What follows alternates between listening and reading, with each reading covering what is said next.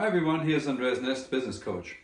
At the moment we're covering the sales technique called SPIN, S-P-I-N. And last week we were talking about the P, which stands for problems or problem questions.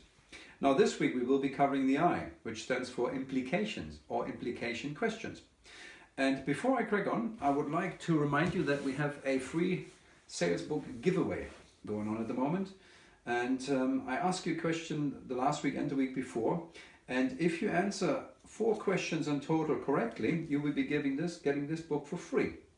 So this week the question is, how many countries did the researchers visit in order to gather data for their report? How many countries did they visit? Okay, so remember, send me your answer at the end of the 4 weeks. This is next week then when we cover the N. And if you get 4 answers right, you will be getting this book. Let's talk about the I then, the implications. And I need to go back one step, go back to the P. So you're sitting in front of the prospect and you first of all started with your suggestion questions. Now you arrived at the problem questions, whereby you asked the prospect about the problems they were having with their current supplier, for example. And let's look at, for example, they are receiving shipments or they are waiting for goods to be delivered. Now, the prospect will say, okay, sometimes we perhaps get deliveries that don't arrive on time, or they contain goods that are broken. And so this is the problem, okay? You've just uncovered a problem when you hear this kind of statement.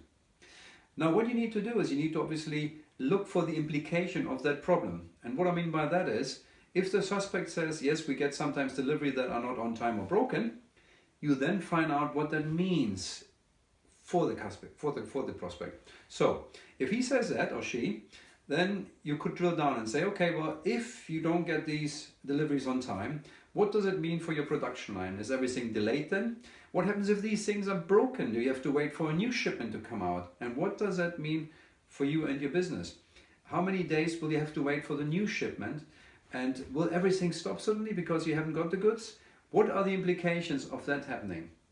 And the way that is used in SPIN technique is that you basically have to find the pain, okay? The thing that makes it uncomfortable for your prospect to talk about. So he or she realize that there is a problem, okay?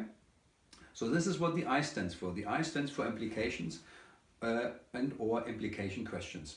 So that's it for this week from me. So I'm looking forward to seeing you next week when we speak about the N in the SPIN. Thank you very much. Bye-bye.